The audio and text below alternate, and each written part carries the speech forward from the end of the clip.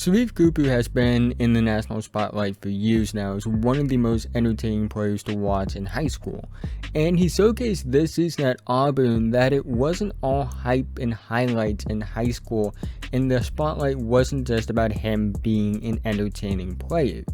He's a legit prospect. There's a lot to like about Sharife Cooper, and there's also some alarming concerns as well, and today I'm going to be talking about his strengths, his weaknesses, and what his potential is. But before we get into today's video, I've noticed that about 76% of you guys that watch my videos happen to not be subscribed, so if you happen to fall into that 76% or you just happen to be new and like basketball, feel free to like, subscribe, hit the notification bell, be notified whenever I release a video. I make videos to take elements from film essays and apply them to basketball. I also make videos covering the NBA draft like this video and high school basketball as well. So if you're into either of those things, this is the channel for you.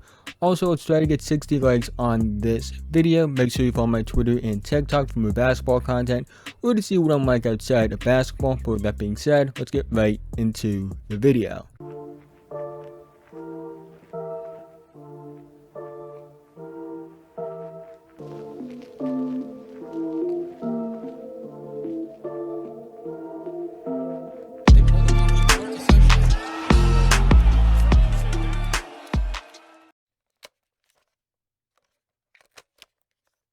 Sharife Cooper is a 6'1", 180-pound point guard prospect from Powder Springs, Georgia. He played his high school basketball at McKeachum, where he was a teammate with a future top 5 pick and current Cleveland Cavalier Ice Okoro.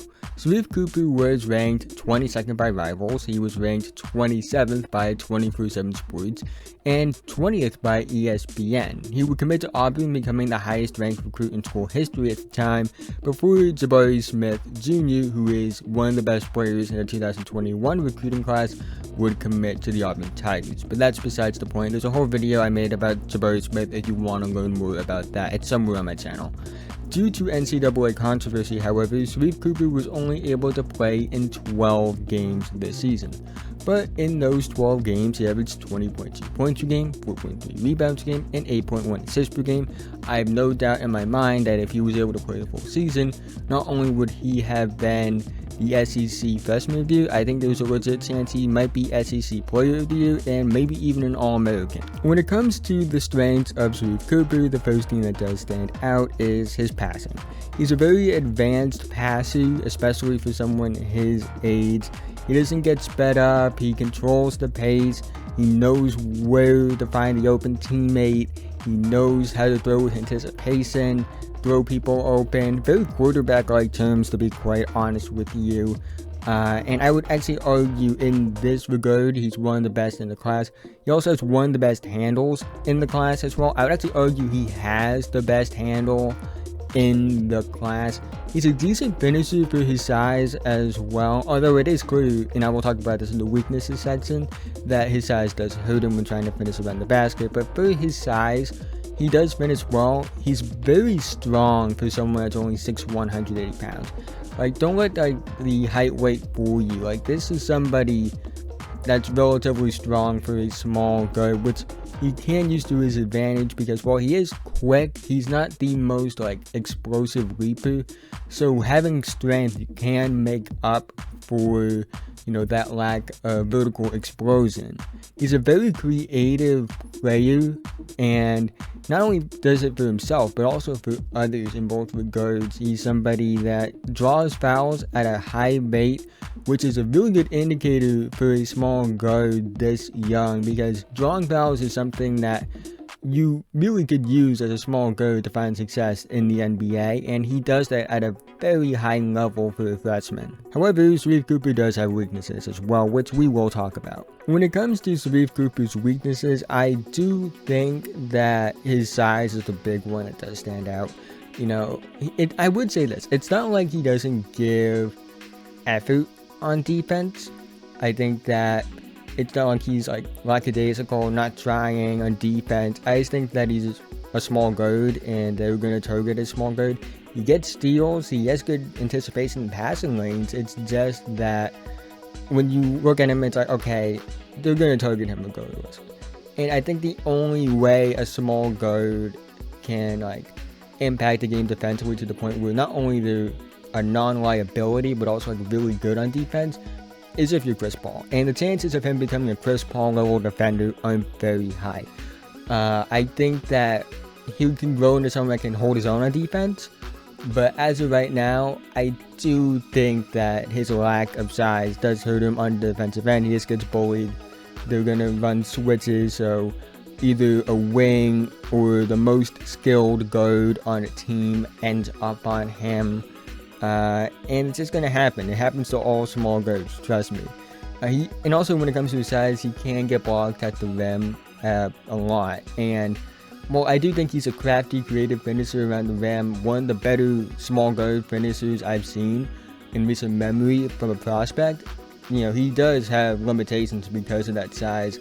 I think he has shown he's capable of doing things to overcome those limitations, but it is still something you notice when you watch him play.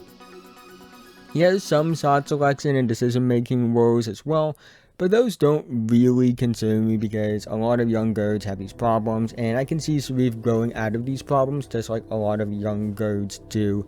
And as they learn, you know, how to play within a team, because for Sharife Cooper, everywhere he's been up to this point, it's been the show for him. He's been the show. Like in high school, he was the main guy.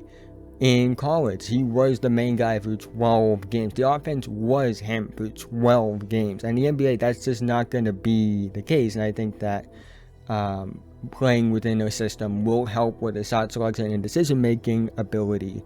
However, the one thing that does concern me besides the size is his shooting.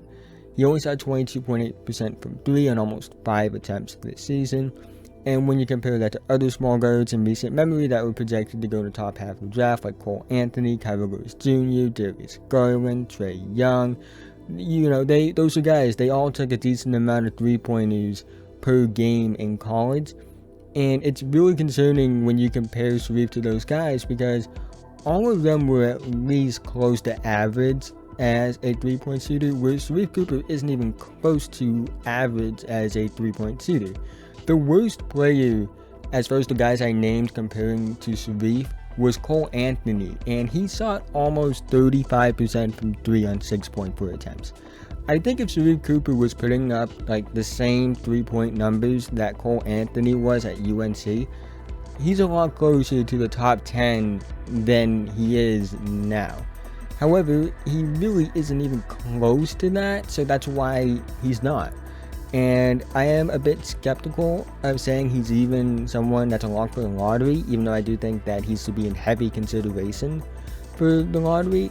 But again, the shooting needs to improve. This is the swing skill, in my opinion, when it comes to talking about his upside. Overall, Sharife Cooper is still one of my favorite prospects in this draft. I have a lot of fun when I watch his tape. He's one of the most creative players in this draft, and easily one of the most fun players to watch in this draft. He's one of the best passers in this draft as well, and in my opinion, he has the best handle in this class. I do have concerns about his height and the shooting ability, although I would say that it's not like he's a lost cause. I do think that he's someone, you can't leave him open. And I think your ability as an open shooter is the baseline for shooting. Like, if you meet that baseline, like, there is hope. Like, if you can't leave him open, like, you know, there is something there. Like, and you can't leave him open. He can hit an open jumper. So he does fit that baseline. And I would say that his good free throw numbers on a high volume, it's a good indicator for potential growth as a shooter.